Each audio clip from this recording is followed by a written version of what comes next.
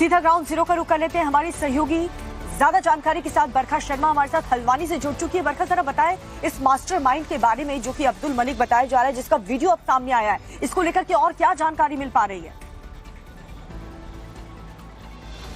ये वीडियो देखिए जो सामने आया, उसमें ये समझ में आता है कि किस तरह से बहसबाजी जो है वो इस मास्टरमाइंड की ओर से की जा रही थी। ये पहले का वीडियो देखिए दीपिका, बताया जा रहा है और उसी के आधार पर अभी फिलहाल सवाल जवाब जो यहाँ पर जो सब हुआ था उसको लेकर किए जा रहे हैं। अभी मौजूदा स्थिति की बात करें, पीछे की तस्वीरें भी आप यहाँ पर देखेंगे, बैरिकेड्स जो है वो यहाँ पर लगाए गए हैं। आगे तक जाने की इजाजत जो है वो यहाँ पर मीडिया को नहीं दी गई है। हिरासत में लेकर लगातार यहाँ पर पूछताछ जो है कई लोगों से की जा रही है, कई ऐसे लोग जिनको गिरफ्तार यहाँ पर किया गया था। अभिषेक भी हमारे साथ लगातार बने हुए, ज्यादा जानकारी वो हमको यहाँ पर देंगे कि अभी मौजूदा हालात, जब और ज्यादा अर्धसैनिक बलों की तैनाती जो यहाँ पर की जाएगी उसके बाद क्या वाकई में बड़ा एक्शन यहाँ पर हो सकता है। अभिषेक, अभी मौजूदा स्थिति में क्या बात करें, इस पूरे एरिया को छोड़ दें तो बाकी जगह पर कर्फ्यू में ढील दे दी गई, कर्फ्यू हटा दिया गया, इंटरनेट सेवाएं जो हैं वो फिर से बहाल कर दी गई थी। अभी मौजूदा स्थिति क्या? देखिए, मौजूदा स्थिति के लिए 4 बटालियन जैसे कि सरकार सख्त दिखाई दे रही है और 4 बटालियन को इसलिए बुलाया गया है कि वो घर घरों की तलाशी अभियान शुरू करेगी आज। जैसा कि मैं आपको बता दूं, मोबाइल टावर से लोकेशंस और जो नंबर ट्रेस किए गए हैं वो तकरीबन 17,000 हैं, उनको चिन्हित किया जा रहा है। उसके साथ साथ आज से तलाशी अभियान शुरू हो जाएगा, जो कि अपने आप में सबसे बड़ी खबर है आज की, कि आज से 4 बटालियन जो हैं वो अभियान शुरू करेंगी, तलाशी का अभियान शुरू करेंगी और घर घर में उन छतों की भी तलाशी ली जाएगी जहां से पत्थरबाजी। अभिषेक यहाँ पर बता रहे हैं, देखिए दीपिका, कि 18,000 ऐसे फोन जिनको यहाँ पर ट्रेस किया जाएगा, ये वो नंबर्स हैं जो उस टाइम पर एक्टिव रहे थे। अभिषेक, देखिए यहाँ 2 टावर, ये 16, इसमें 16 से 17 गलियां हैं इस एरिया में, बनफुल एरिया में, और 2 टावर यहाँ पे काम करते हैं और 2 टावर में तकरीबन 36,000 नंबर आते हैं, जिसमें हिंदू, मुस्लिम, सिख, ईसाई सब लोगों के नंबर आ रहे थे। लेकिन जो उस समय एक्टिव BTS डाटा के अनुसार 18,000 ऐसे नंबर थे जो बिल्कुल एक्टिव मोड में थे और लगातार उनसे कन्वर्सेशन चल रहा था और लगातार उनसे आदान प्रदान किया जा रहा था। तो ये अपने आप में सबसे बड़ी खबर है कि उन नंबर्स और आज से घरों की तलाशी अभियान जो शुरू होगा उसमें कई चीजें बाहर निकल के आएंगे। आपको मैं ये भी बता दूं कि 2 लोगों के ऊपर नोटिस दिया गया है जिन्होंने पत्थरबाजी की थी, उनकी छत पे से पत्थर बरामद हुए थे और उन लोगों को नोटिस भी थमाया गया है दंगे में, दंगा भड़काने और दंगे को और ज्यादा आगे बढ़ाने के लिए। अच्छा अभिषेक, फोन्स का ट्रेस होना, जो CCTV जो है जो यहाँ पर जब्त किए गए, जो पूरे DVRs थे, उसके आधार पर क्या कुछ चीजें जो हैं वो स्पष्ट हो पाई हैं, क्योंकि वो चेहरे जो हैं वो स्पष्ट होना बहुत जरूरी है। देखिए, पुलिस की फौरिक जो पहचान जो चल रही थी, जिसमें CCTV कैमरे की बात करें तो उसमें 5,000 लोगों को उन्होंने चिन्हित किया था। अब लेकिन जैसे कि CCTV के साथ साथ अगर हम मोबाइल डाटा की बात करें तो 18,000 के आसपास आती है, तो ये संख्या लगातार बढ़ रही है और निश्चित रूप से आने वाले समय में एक ये बहुत बड़ा आंकड़ा सामने आने वाला है। जिन्होंने इस तरह की हरकत की उन सबके नाम सामने आने वाले हैं और आज से गिरफ्तारी अभियान तेज हो जाएगा। कल हमने अभिषेक देखा था, ये खबरें आ रही थी कि बुलडोजर एक्शन हो सकता है। आज जिस तरह से यहाँ पर गहमा गहमी बढ़ी हुई नजर आती है, क्या ये मान सकते हैं हम कि आज बड़ा दिन रहेगा उस लिहाज से? देखिए, जिन लोगों के ऊपर NSA लगा है, निश्चित तौर पे धामी सरकार इस मूड में है कि उन लोगों के घर में तलाशी अभियान करा के बुलडोजर एक्शन किया जाए और निश्चित रूप से ये बेहद ज्यादा देखिए, राज्य हित की बात नहीं थी, ये राज्य को बर्बाद करने वाली और एक बदनुमा दाग लगाने वाली बात थी, जिसको लेकर धामी सरकार ने अपनी स्थिति बिल्कुल साफ कर दी है और उनका सीधे रूप से कहना है NSA के तहत कार्यवाही होगी और उनकी संपत्तियों की भी जांच होगी और जब्त की जाएगी। अच्छा अभिषेक, इसी के साथ में ये भी एक बहुत महत्वपूर्ण बात है कि जिन नामों की चर्चा यहाँ पर हो रही है, अगर हम अब्दुल मलिक की बात करते हैं, उसका एक वीडियो सामने आया, वो बहसबाजी, वो सारी बातें हैं, उससे जुड़ी हुई थोड़ी जानकारी आपसे चाहेंगे। ये पूरा का पूरा इतिहास ही ऐसे रहा है, आपराधिक प्रवृत्ति रही है, पहले भी इस तरह के कोई मामले क्या सामने आए थे? देखिए, ये जो अब्दुल मलिक हैं वो इस पूरे एरिया के लैंड माफिया के नाम से भी जाने जाते हैं और उन्होंने 50 और 100 रुपए के स्टाम्प्स पे यहाँ लोगों को जमीनें उपलब्ध कराई और ये बसाया। ये नजूल भूमि है जिस पर किसी का अधिकार नहीं है और देखिए, ये सरकारी जमीनें हैं। हमने 1 साल पहले भी जिस तरीके से अब्दुल मलिक का नाम सामने आया है, वीडियो सामने आया है, अब जाहिर सी बात है कि पूछताछ होगी और इसकी भी पूरी कुंडली जो है खंगाली जाएगी। आप बने रहिए हमारे साथ, लेकिन फिलहाल जो बड़ी खबर हल्द्वानी हिंसा से जुड़ी हुई आ रही है वो दर्शकों को बता दें, हल्द्वानी हिंसा पर किस तरीके से देखिए 19 नामजद आरोपियों में से अभी तक 9 लोगों की गिरफ्तारी हो चुकी है। पुलिस ने यहां बड़ा एक्शन लिया है। छतों और घरों की वीडियो की मॉनिटरिंग की जा रही है। हिंसा से जुड़े ऑडियो और वीडियो फुटेज जो है वो भी चेक किए जा रहे हैं। और हिंसा के बाद अब सीसीटीवी फुटेज की इन्वेस्टिगेशन हो रही है। दंगों में किसका हाथ है, किसका लिंक खंगाले जा चुके हैं, चश्मदीदों के बयान रिकॉर्ड हो रहे हैं और इसके साथ ही हिंसा के आरोपियों तक पहुंचने के लिए सोशल मीडिया को भी खंगाला जा रहा है। अब्दुल मलिक जो है उसकी पुलिस तलाश कर रही है, वो भी हमारे केस में नामजद अभियुक्त है।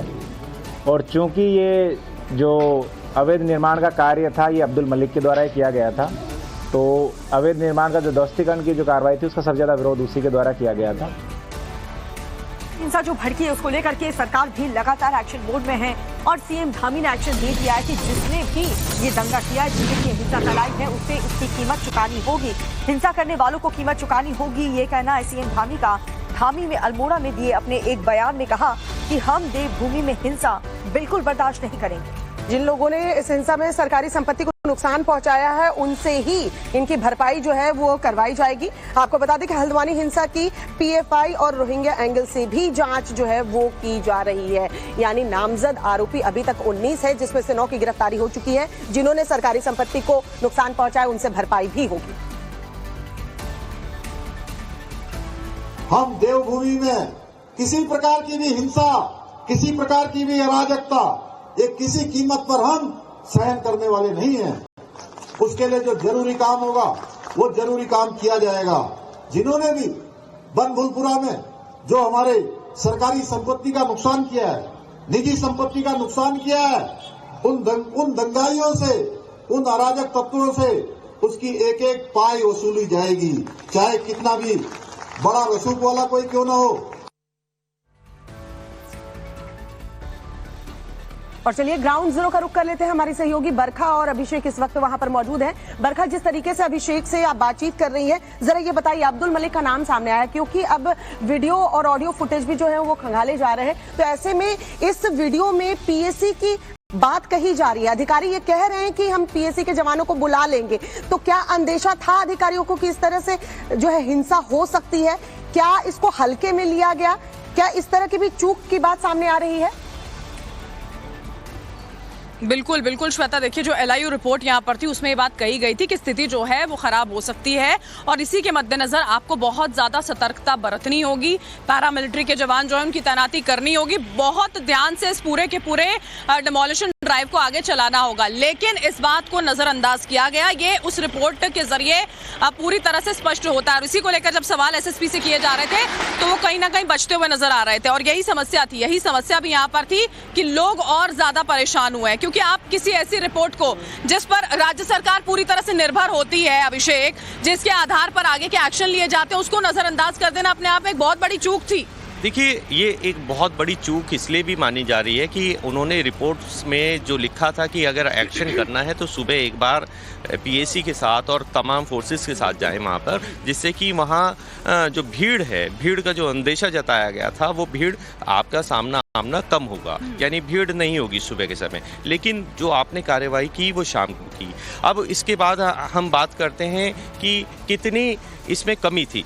कमी की वजह से ही पीएचक्यू में एक जांच चल रही है, इस इंटेलिजेंस रिपोर्ट को लेकर जांच चल रही है। जो चीफ सेक्रेटरी राधा रतूड़ी हैं उन्होंने सख्ती से आदेश दिया है कि इसकी जांच की जाए और दोषियों को, अगर पुलिस विभाग में दोषी हैं कोई भी अधिकारी, तो उन्हें बख्शा नहीं जाएगा। बिल्कुल सीधे रूप से। आपके पास जो पूरी रिपोर्ट यहाँ पर थी उसको आपने अनदेखा कैसे कर दिया, और वो भी तब जब ये पूरा का पूरा मामला अभिषेक बनभूलपुरा की हम बात करते हैं 2013 में कोर्ट में पहुंचता है। कब से न जाने सुनवाई चल रही है, हाईकोर्ट का आदेश आना, उसके बाद सुप्रीम कोर्ट का स्टे लगाना, लोगों का आक्रोश, सब कुछ हमने यहाँ पर देखा है। और उसके बाद ये जो अवैध निर्माण था, देखिए श्वेता दीपिका, उसको लेकर बुलडोजर चलाया जाना था। अब्दुल मलिक जिसका आप यहाँ पर जिक्र कर रही थी, उसने सबसे ज्यादा विरोध किया था। वो पूरी की पूरी जगह जहाँ पर यहाँ पर निर्माण कार्य को ध्वस्त किया जाना था, और उसी के साथ में वो लोग जो समर्थन करते हुए नजर आते हैं, वो लोग जो बरगलाने का काम करते हैं। अब सबसे बड़ा सवाल यही है कि जो जिस तरह से हमने ये पैटर्न देखा है ना अभिषेक, चाहे हम जहांगीरपुरी की बात कर लें, हम नूह की बात कर लें,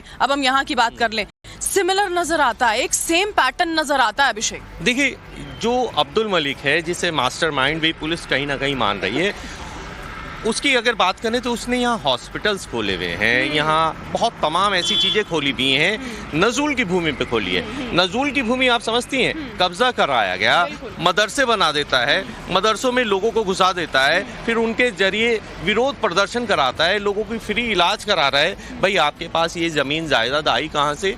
लड़ाई चल रही है, सरकार की जमीन पर आप कब्जे करा रहे हो, 50 रुपए और 100 रुपए के स्टैंप पे आपने जमीनें आगे बेची हैं। ये सब मैं नहीं कह रहा हूँ, बल्कि ये कोर्ट में मामले चल रहे हैं, ऑलरेडी चल रहे हैं। ये नजूल की भूमि है जिसपे सरकार कब्जा लेने गई थी, वही मलिक बगीचा जिसपे सरकार अपनी जमीन का दावा कर रही थी और उसने इस दावे को ठुकराते हुए जो विरोध प्रदर्शन कराया, इसी वजह से मामले को लेकर के क्या एक्शन वहां पर लिया जा रहा है, क्या कार्रवाई की जा रही है, इसको लेकर के दिन भर आपसे अपडेट हम लेते रहेंगे। फिलहाल जो जानकारी आपने हम तक पहुंचाई है उसके लिए बहुत बहुत शुक्रिया।